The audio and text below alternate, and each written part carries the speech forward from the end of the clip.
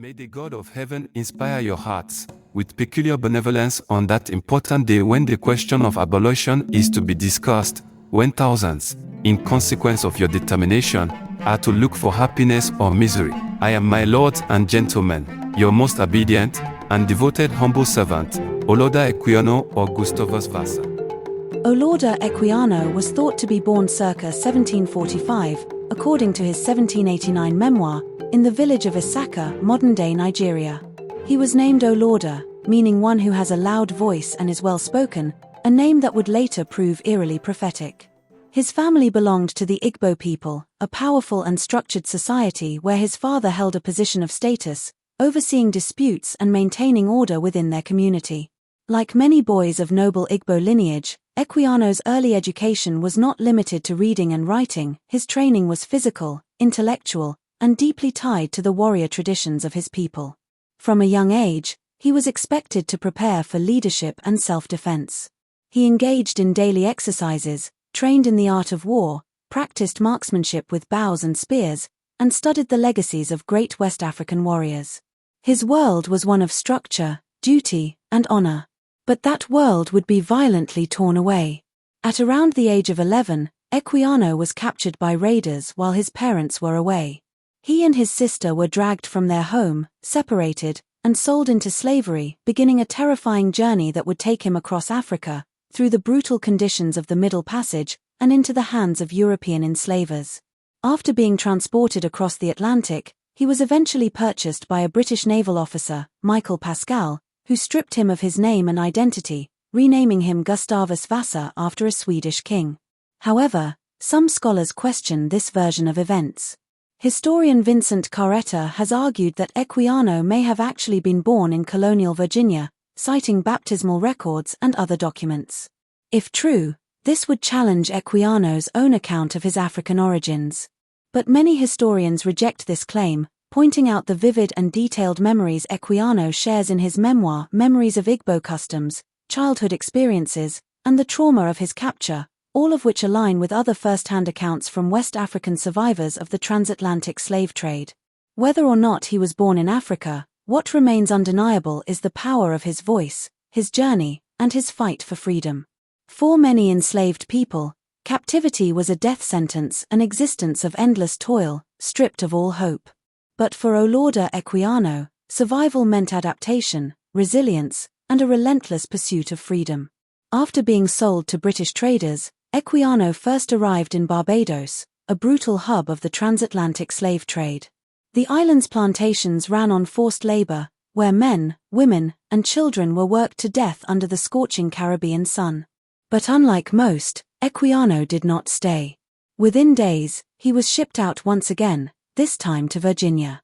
It was here, in the American colonies, that he was placed in a household where he briefly reunited with his sister only to be torn away from her once more, a cruel reminder that even family was a luxury slavery refused to allow. His fate took an unexpected turn when he was purchased by Lieutenant Michael Pascal of the British Royal Navy. This transaction would change the course of Equiano's life. Unlike the backbreaking labor of the plantations, his new life would be one of war, travel, and education, though it was still under the iron grip of enslavement. Aboard Pascal's ship, Equiano was thrust into the chaos of the 7 Years' War, a global conflict fought between European powers from North America to the Caribbean and beyond. As the British Navy clashed with the French and Spanish, Equiano became a witness to history. He learned to navigate, handle gunpowder, and endure the perils of life at sea. Yet, even among sailors, he remained a possession, a name on an inventory list, a commodity to be traded or discarded. But Equiano had something many enslaved people never had the chance to acquire: education. Amidst the blood and cannon fire, he learned to read and write, a skill that would later empower him to tell his own story. This was not an act of kindness from his captors, it was a testament to his own determination. He watched, listened, and absorbed everything he could, preparing for a future that even he could not yet fully imagine. His journey through slavery took him from naval ships to merchant vessels, from the Caribbean to North America, as he passed through the hands of multiple owners. With each sail, he experienced the varying degrees of cruelty and indifference that defined the world of the enslaved. Yet, through it all, One thought burned in his mind: escape. He made several attempts, each one ending in failure, each one met with harsh punishment. 4 years, Equiano endured the chains of slavery, but unlike many, he found a path to liberation not through rebellion or escape, but through his own resourcefulness. While working aboard trading ships, he was allowed to engage in small-scale commerce, buying and selling goods like glassware, fruit, and rum. Slowly, coin by coin, he built up enough savings to do something few enslaved people ever accomplished: purchase his own freedom. In 1766, while in Montserrat, he presented his hard-earned £40 to his then-owner, Robert King. With that transaction, Equiano was no longer a possession. He was a free man. But freedom, as he soon learned, did not mean safety. Even with legal documents proving his status, Equiano found that racism and oppression did not disappear. In the American South, where black men were seen as property rather than people, freedom was fragile. While working to load a ship in Georgia, he was nearly kidnapped, seized by men who intended to sell him back into slavery. Only through quick thinking and sheer luck did he escape their grasp, but the experience was a chilling reminder: in a world built on the backs of the enslaved, freedom was never truly guaranteed. With his freedom secured, Equiano set sail for London, but even as a free man, the sea still held terror. Every voyage reminded him of the horrors of the Middle Passage, the creaking of the ship, the vast, unrelenting ocean, the memories of chained bodies packed below deck. Yet, as the ship reached England's shores, his fear gave way to awe. He had never seen snow before, and as the delicate white flakes settled on the rooftops and streets of London, he marveled at this strange and beautiful phenomenon, a stark contrast to the tropical lands he had known.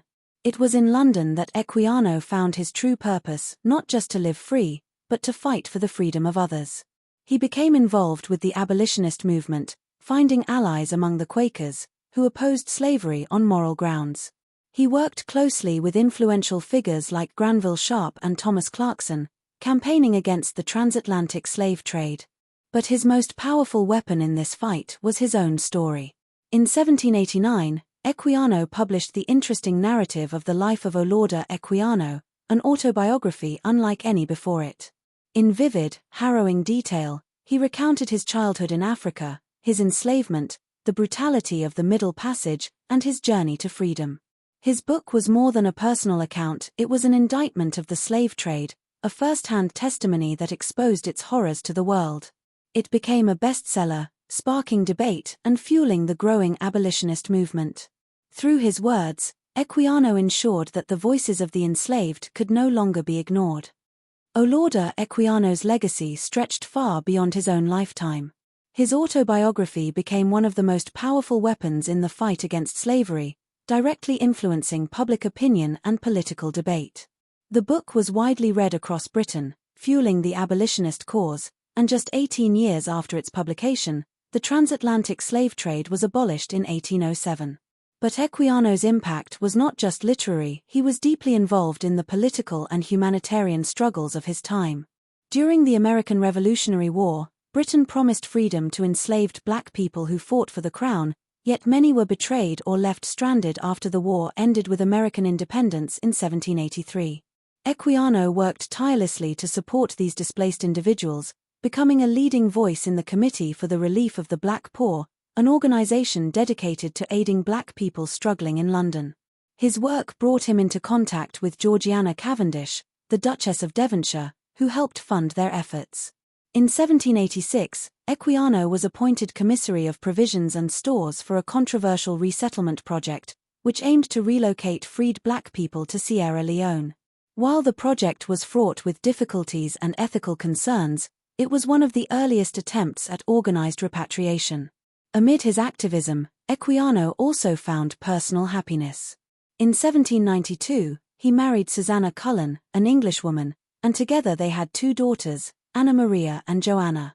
But tragedy struck soon after. Anna Maria died in 1797 at just 4 years old, and Susanna passed away the following year, leaving Equiano heartbroken. He would not live much longer himself, passing away in 1797.